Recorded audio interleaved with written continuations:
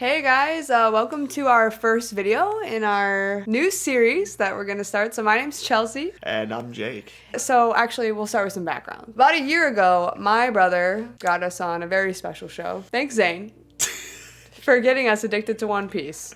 You're great for that. What we're gonna be doing is kind of like walking through all of the arcs of the show and just talking about like kind of like what happened, but also like how we felt, our favorite parts of it, what was most memorable, things like that. Yeah. A disclaimer is that we were both One Piece haters. Oh, yeah. I swore up and down that I would never watch One Piece. I thought the art style was very dumb. I did not like that it looked like a cartoon, especially the earlier on episodes. Oh my gosh, I could not deal with the animation. That obviously changed very quickly for me, but yeah, we both swore that One Piece was not going to be the thing. We were never going to watch One Piece. It was never going to happen. And now look at us. Yeah, that panned out really well. At first, you know, you get that thought, you're like, a rubber man pirate? And now you're like, a rubber man pirate? My captain? What do you mean? So anyways, this first video is going to be us going through actually the first 4 arcs. So they're all a little bit shorter, probably about 10 episodes. Right. So they include... it starts out in Romance Dawn. Romance Dawn, Orange Town. And then Syrup Village. Syrup Village, and then Baratie. Okay, but preface, we are actually not all the way caught up. We haven't finished it yet. So don't spoil it, please. I'm begging. That'll be the next thing. I'll go to make the edits, post on YouTube, and then somebody's just gonna be like, "Oh, blah blah blah," right in the comments. Yeah. Spoilers all over the comments. Please don't do that. Don't do that. But if you're watching because maybe you want to watch One Piece, there might be like a couple spoilers because we'll talk about the arcs a little bit and things like that. But hopefully it won't go into like, you know, too much detail, and hopefully it'll be okay. But I think we'll do a good job steering clear of that kind of stuff. I think we'll do a good job too. You think so? I hope so. Okay, I think we will. Anyways. All right, well then we can jump right into the video. We'll get started, yeah. All right, so I guess the first one is the Romance Dawn arc, which if you're not familiar with this arc, the only thing I need to tell you is that we get Zoro. The only important piece. But like that obviously is a big part, but we get some of the Shanks background, just some of like a little bit of the background of, you know, Luffy's coming of how he even got a devil fruit to begin with, his desire to be king of the pirates, and then we get some of Kobe gets in there. Yeah, I think one of my favorite moments from Romance Dawn, just looking back on it, you get that really iconic moment that kind of defines like what the show's gonna be about, where you have, you know, Shanks putting the straw hat on Luffy's head as he's crying, and you know, it really kind of like marks what that hat is gonna mean. Yeah, so that was a big one. I think like looking back on it, like that's probably one of the like standout moments of Romance Dawn. You have to deal with what is it? It's Helmeppo. Yeah. Which I was just gonna say, what shocks me most about what we get from this arc is the fact that Helmeppo is a long-term character. Like, that's probably the most unexpected twist of this entire arc, is that he comes back later on in the show. You have the whole like, oh, my daddy's in the Marine. Oh yeah, kind of thing at the beginning, and the haircut was atrocious. Oh, the hair, he needed a haircut. Which, you know, there's a lot of characters with very interesting character designs. And that's something that I think Oda does really well. Something that you don't really see, but there's a lot of characters from these first couple arcs that end up coming back later on in the show. Like, Oda does a great job. Which was unexpected. To see it develop and like not expect it is something so special, because he just brings people back, and like these really deep stories are like tied in. Like, I was thinking, is this the arc where Shanks he kind of like lets the bar thug like push him around? Do we get to see that in this arc? I don't remember. I think so. Because it's the scene where Luffy gets really irritated about because he doesn't fight back. Yeah. Yep. And like that has significance too, because I don't even know if we even know the full significance,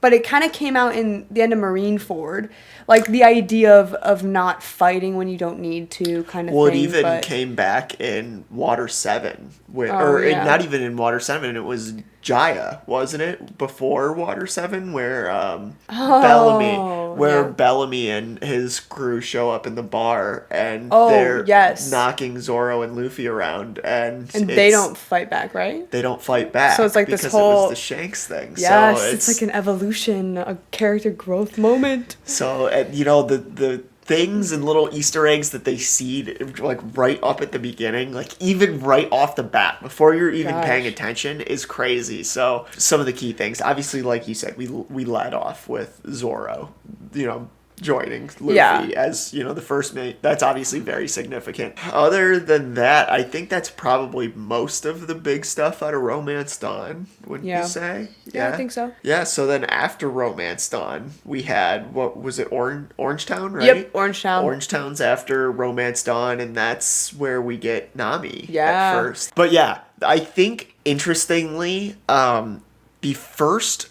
episode, or one of the first couple episodes, it's in Romance Dawn, so kind of back referencing already. You see Nami. She's on those ships from Alvida, and she's stealing. Like, you know, they introduced that theme of her being a thief kind of early on, but you don't really know who she is. But that's when we really start to get to see Nami, because she starts to work with Luffy and Zoro. The crew dynamic, I feel like, starts to come out, like, a little bit. Like, you start to get a little bit of the inner workings of all of them, which is really when it starts to get fun. Right. Well, yeah, until you get all the crew members together, the show is just, I feel like it hooks you because you want to know how each character is obtained. Like, even if you only know, because I think at least I went into it only really knowing the core, like, 4 or 5, so that would be, like, Luffy, Zoro, Sanji, Nami, and Usopp.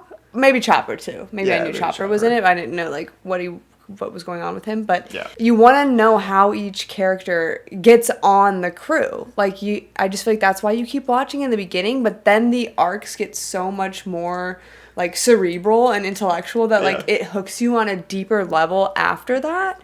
Because it's, like, more than just wanting to see who the characters are and, like, what they do. Now it starts moving into, like, plot development. Like, it's so clever. Like, it starts with, like, character introduction, building the character team dynamic, and then it moves on to, like, the real meat and potatoes of the plot, which is where the story writing just blows up and gets insane. In Orangetown, I think we get an important character that is not important for at least a little bit. I still don't understand his importance, but I know he has a bigger role. I feel like he does. I mean, at least for, we'll get to these videos in a little bit, and I don't want to drop, like, too many spoilers, but, you know, you get Buggy. Yes, Buggy the Clown. Buggy the Clown. Another one of Chelsea's brothers is currently watching One Piece now. So we got the other one to start watching.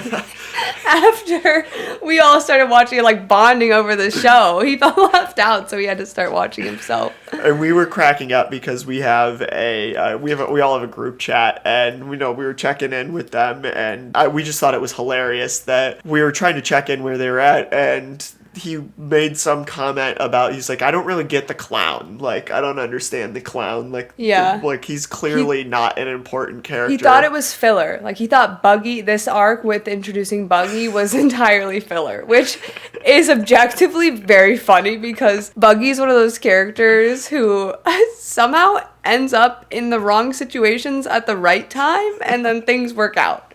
So I don't really know, like, how he does that, but... I don't know. Buggy gets progressively funnier, I will say. If you're just past this point in the show, he's a little bit of an oddball at first. Yeah. I'll give him that. He's a little annoying. He's like Helmeppo level. Like, I could see why you would think he'd be like a filler character. Yeah, but he gets a lot of depth, which is weird. They do give him a lot of depth. So he has a lot of character development that he undergoes, like a lot of the characters in the show, but...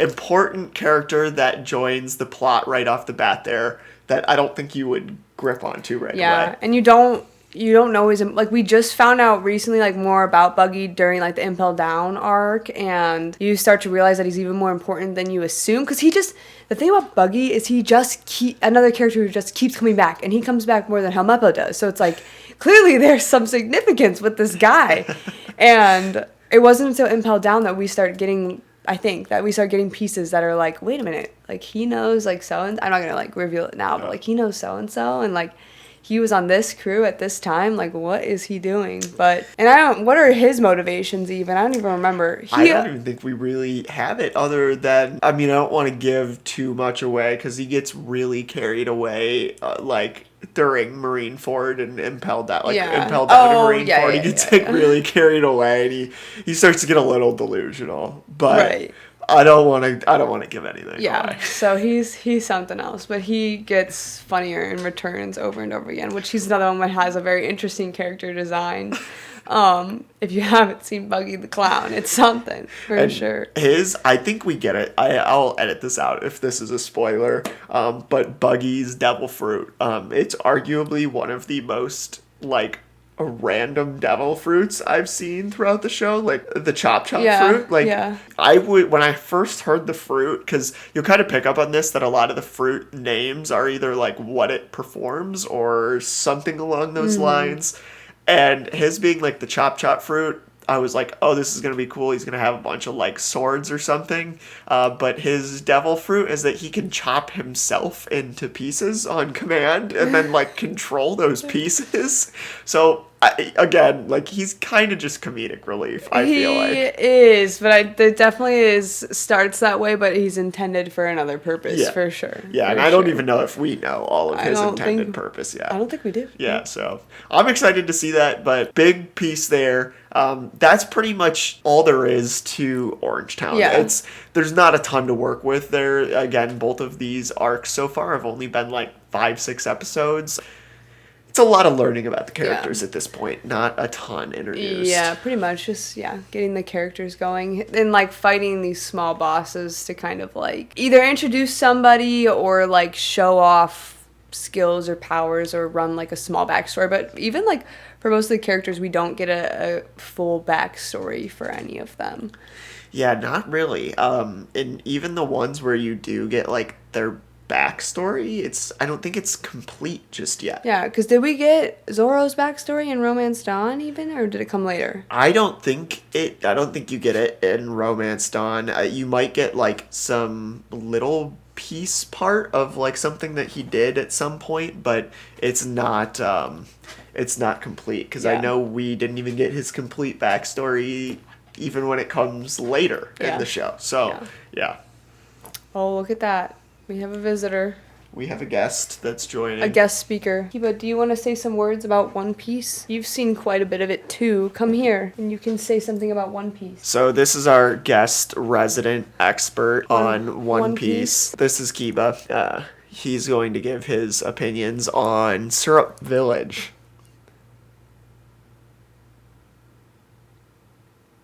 I agree. Nicely said, Kiba. I couldn't have said it better myself. Okay. So Syrup Village, this is where I feel like you start to get a lot more like substance to the show. This is Nami unofficially joined the crew, but she's kind of like playing the Straw Hat gang, which is really just Zoro and Luffy. But she's also kind of still doing it for herself. Like, Nami has her own mission. I don't know if it even becomes revealed until Arlong Park, so maybe we won't mention it now, but like she has a goal of her own. That's why she's a thief. And she's stealing from pirates. She hates pirates, but she's still decided to come with the Straw Hats because wherever they're going or whatever they're doing, which I don't remember the time. Also, just a reminder, we said that we started watching the show a year ago, so this is us recalling things from when we started a year ago. When we get to later videos about like Marineford and Impel Down, all the things I could say, like, oh. But Nami is on the crew, but she's really just with them because whatever they're doing is helping her get to where she needs to go. Pretty much. Yeah. So she's like doing kind of like she's on the crew, but she's also like selfishly on the crew for like her own purpose. So. Yeah, but in Syrup Village, we get, the captain himself, Captain Usopp. Who also kind of starts off as a character there are a few characters that started the show and immediately joined the crew or whatnot, and I was like, I'm never going to like this character. There's no way. Usopp being one of them. Like, I genuinely was like, this guy stinks. Like, he's the worst. Usopp's big thing is he's a liar. He's Usopp the liar. he basically cries wolf, like literally, like would run through the town telling people that the pirates are coming, and the pirates were never coming. And he had this little like entourage of kids that like looked up to him, and he told them all these like crazy stories about how like he's a king of a captain of a crew of like 8,000 men or some crazy stuff, and he's done all these like incredible things. Meanwhile, he's like just like he's just crying. He's an impulsive liar. Yeah, he's just like a crybaby. Like the pirates actually show up, nobody believes him, and he's like, "Oh crap, what do I do?" And he's like freaking out. But it's the Straw Hats that show up first, right? Yeah. Eventually, more pirates come. So what happens in the arc is the Black Cat pirates show up, which are kind of like a side villain type thing. Like they're not particularly relevant other than like giving the current crew dynamic like a stronger opponent to fight, kind of like showcasing some of their talents. But these other pirates show up, they all end up like fighting them together, and they like have Usopp come with them, and Usopp's like not gonna go at first. He's like wants to be a pirate his whole life, and then he's like, nah, I'm chilling. No, he was afraid to go, but then they get him. Yeah, and you get that cool scene of, towards the end where I want to say it's Zoro, or maybe it's Zoro, or I mean, it's obviously Zoro or Luffy, but I think it's cool, and it's referenced back later as Usopp gets some really cool character development later on in the show. But you get that really cool moment of Luffy or Zoro, I can't recall off the top of my head right now. I'll throw the clip up on the video, but they're like, well, aren't you coming on the ship? Yeah, like, are you coming? And yeah, he's like, yeah. He has that like moment where he's like, I really like wanted to be a pirate this whole time, and he's like, well, why would I come? They're like, well, because you're a friend, and it's a cool like first moment there. But I really think like right off the bat, like Usopp is he's very underrated in the crew's dynamic. I feel like he does wonders for the comedic relief that is to ensue within the Straw Hats. Like, even to episode 700, Usopp, anytime there's like an Usopp scene, hysterical. Like, he gets funnier and funnier. And it's funny because he doesn't, like, everybody has a utility on the crew. Yeah. Like, and Usopp initially has utility, but it's not really utility. Like, he's just kind of there, and he's supposed to have utility, but he has yet to showcase it at this point. And everyone's calling him, like, a sniper, and he's, like, has no skills whatsoever. But yeah, he's really funny, and I think that's a really big like a building piece for the show after you get Usopp. Like, the show starts to get like, it has that, really different dynamic from that point forward, where you have that comedic relief. It's not just, Luffy and Zoro, who, Luffy's kind of goofy, he has those things. Zoro's obviously very serious at first, and he doesn't have a lot of comedic relief to himself, but you get like just this absolute like Dutz airhead that joins these two very strong like pirates along with their crew. So it gets really funny from this point forward, and they also get the going merry. Oh yeah, I forgot about that. Yeah. So they don't have a boat. How did they get from place to place? Didn't they have that, I believe it's the fishing boat? It's like a smaller boat? Yeah. Yeah, so they get another crew member, because we're counting the Going Merry as a crew member. Do not forget, she is a crew member. But they get their ship, and that is like really special because the ship is like very important to them, and throughout the show, the crew's relationship to the ship is very apparent. It's also Usopp's like baby.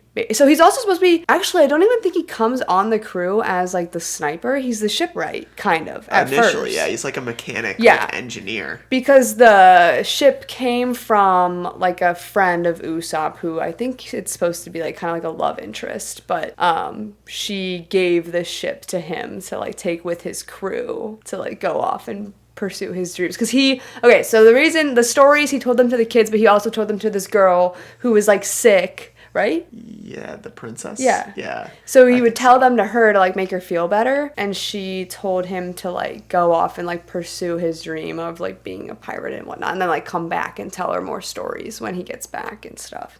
Yeah. So that's really special because he, like, cares so much about the ship, and then he's also supposed to kind of, like, maintain the ship is why they wanted him to come with them as well. And the Going Merry is... It's it becomes a crew... Yeah, she becomes a crew member. Like, they treat her like it. It's, like, it has a relevance in later arcs and stuff. But yeah, then they take off on the Mary, and they get a fan favorite next. Yeah, you get a fan favorite here. As you leave Syrup Village, the crew is kind of venturing out to look for a cook for their ship.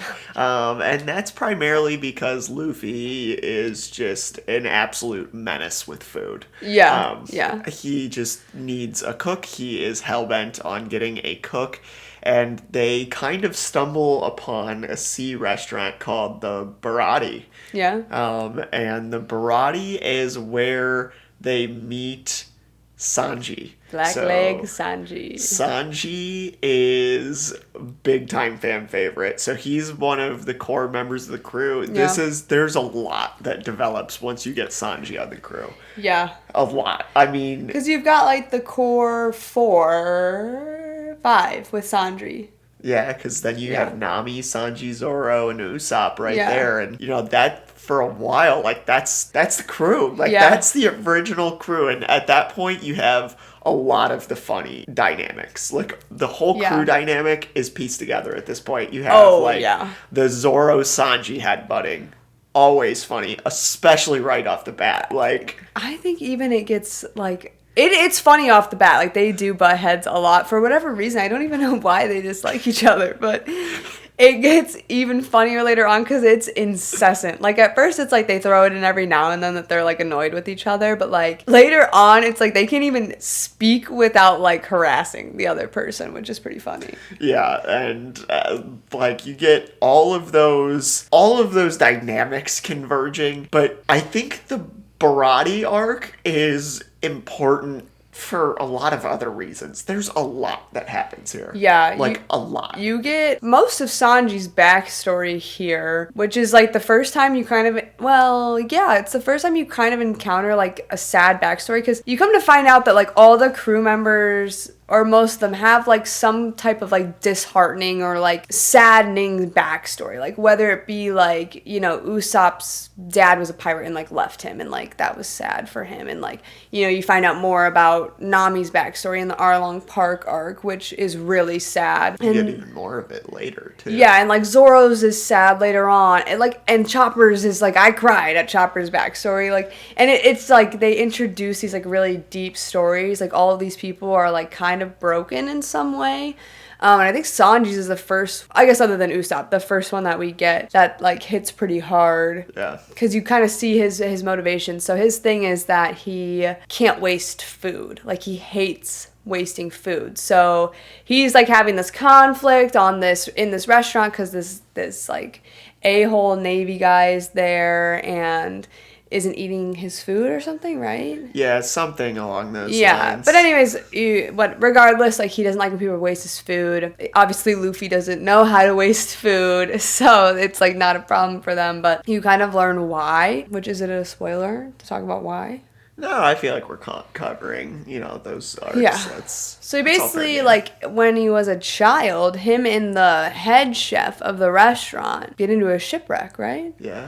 And they get stranded on an island with only what you think is 2 bags of food at the time. But they get in a shipwreck, they get stranded on an island. The head chef gives Sanji, like, the only food. But it's, like, barely enough to get them by, and they're stranded on this island forever. So he basically starves on this island. Yeah. And you find out later that, like, the big captain guy who also got stranded with Sanji was also starving, but gave Sanji the majority of the food, and then he kept, like, a little bit for himself. and the rest of it's like treasure. Yeah. Yeah. So Sanji's backstory is very sad. I think, like, right off the bat, this arc is a little bit of a wild twist if you don't know what's coming up, because you have Nami, like, leaving with the Going Merry. Like, she just steals the Going Merry. Oh, yeah. Like, that was out of pocket. Right out of the bat. Like, so you have, like, that craziness going on. So right off the bat, you're like, okay, Nami, who is like allegedly on the crew, is gone with the Mary. Now we're getting this like extremely sad backstory about Sanji and everything that he's going through, and then you get a couple of other like really huge things. So like you get the, you know, as that backstory's coming through, you get like Don Krieg and the Don Krieg pirates. I believe it's the Don Krieg pirates, right? I think so.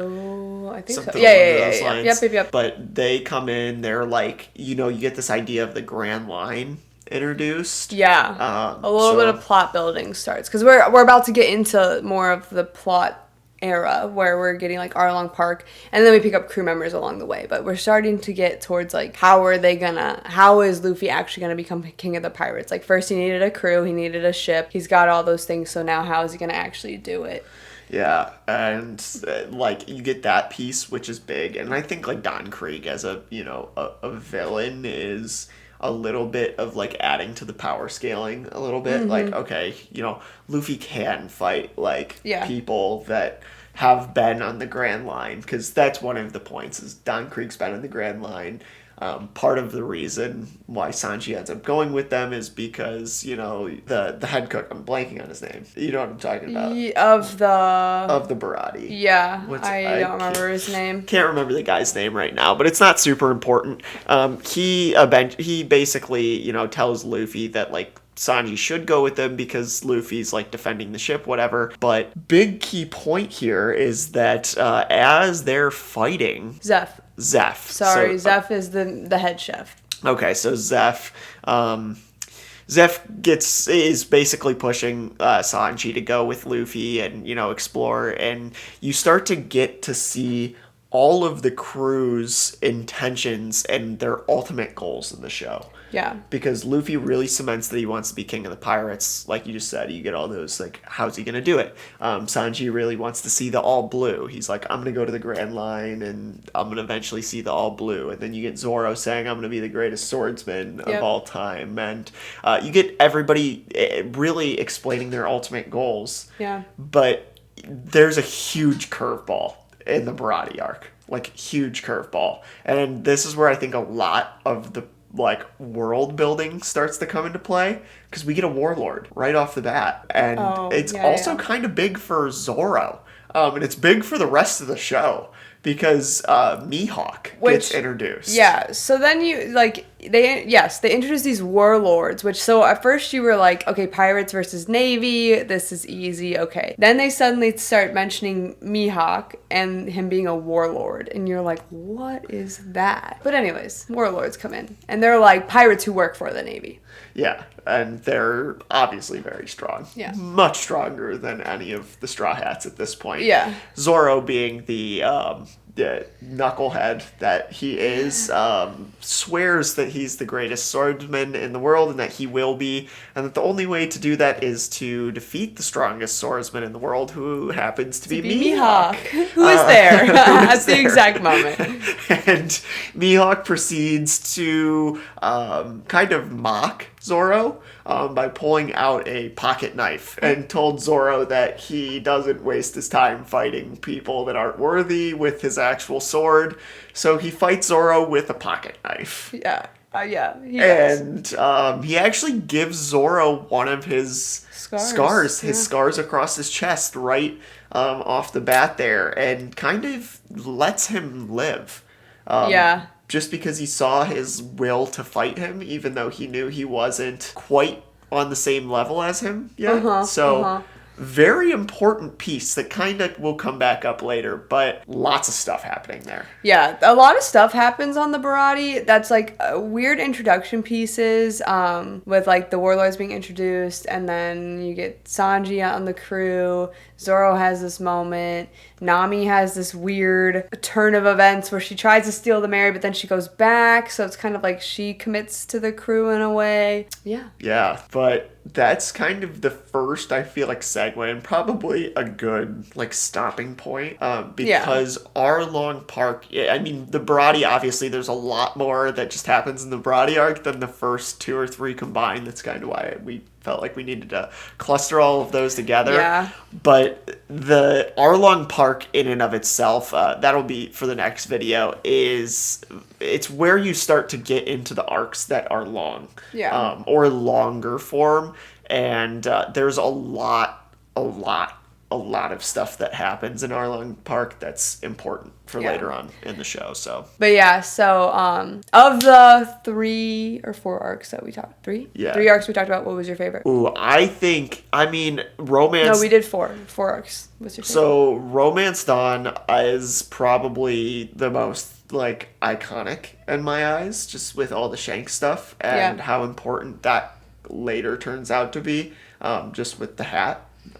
You get to see how important that is to Luffy, and you get a little bit of an insight into Luffy's background, but I think overall enjoyment wise, the Baratie arc. Yeah. I'm a sucker for Sanji's backstory, so. I was going to say something similar. The Syrup Village arc, because Usopp is now one of my favorite characters of all, which is such a character development for me. Like, the way I hated Usopp when he joined. And now the way he literally comes on screen and I'm like, ooh, long nose.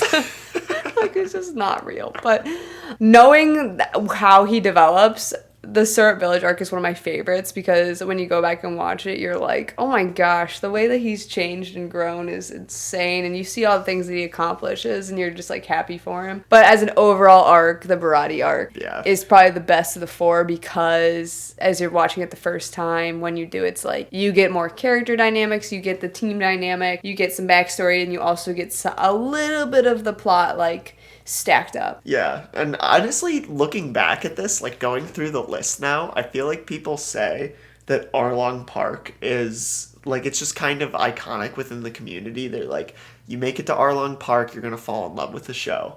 I feel like the Baratie arc was more where I kind of got hooked, like, and I feel like that's where a lot of people start to draw like some serious interest. Yeah, I definitely think, I think you definitely get a good snag at the Baratie arc. If you can make it through Arlong Park, you're probably sold. Yeah. I agree with that. Yeah. Yeah, but I guess, I mean, we've pretty much covered everything there is up through the Baratie arc. Yeah, I think these videos will get more interesting and entertaining as we go on, because the arcs themselves get more entertaining. There's less building, more things to share about like thoughts and experiences during the show, because that's all we really want to do is just like talk about, because if you could relive a moment in your life, if I could rewatch One Piece, I would. Like that would be incredible. So this is us reliving that start and watch of the show, but we're doing it together. Like, because the way we'll stop an episode and just stare at each other and be like, is that really happening right now? Like, are you seeing what I'm seeing? So this is us getting to like relive it. But I don't think these first 4 arcs were, at the time we didn't know what we were getting into. So we didn't know what was coming. So they didn't really strike a particular chord. But I think as we get further along, we'll get to share like more emotions and thoughts on. Yeah, show definitely gets more emotional. There's a lot of reminiscing in the first couple arcs, but nothing that really, I think, strikes like as deep as the show gets into the later stuff. And that's kind of why we decided to separate these out. As the arcs move on, we'll definitely have more to share and more like deep style discussion to go into. It didn't feel right to skip the first 4 just because they're like building arcs. They still deserve their moment. They do. And, like I said, Romance Dawn there's some key moments there. So what geeks me the most about all 4 of them is looking back at the animation is just I sit there and I'm like, yeah, no wonder I didn't want to start the show. Like, this is bad. It really was. But It was where we bad. are now, it's I mean, crazy. it's a 22-year-old show, more than that. So like, yeah, it's gonna change over time. But like, it's almost a social experiment. I like wonder if that's why Oda's taking so long to make the show or the manga, because it's like you see how much it's developed over time. It's literally gonna be like a historical piece. Like they're gonna teach about it in schools one day and be like, look at the way it started and the way it ended. It's gonna be like a film school education unit Yeah, on like the development of One Piece animation over time. they're gonna stop teaching like the Odyssey and like I've when you learn heard about that like before. epics, and Yeah. you're gonna like just watch One Piece instead or read it. I guess. Yeah. But yeah, I wish I could be a Straw Hat Pirate. Maybe someday, but maybe someday. for now, I'll settle for having to talk about it with this guy. I'll get you the straw hat. Put it on your head. Don't tempt me. That'd be nice. You got the sweatshirt. I need something too. Yeah, no, I have the. All right. Well, I guess next time we'll do Arlong Park, and then from there we'll take off on the rest of the arc. So, thanks for watching. If you stayed around for this whole thing, hopefully you'll come back for the next one. Yeah, hope everybody enjoyed. And next one, we'll be talking through a little bit of Arlong Park and maybe some Log Town a little bit. Maybe. Yeah. Yeah, so All right. catch you in the next one. Thanks. Bye.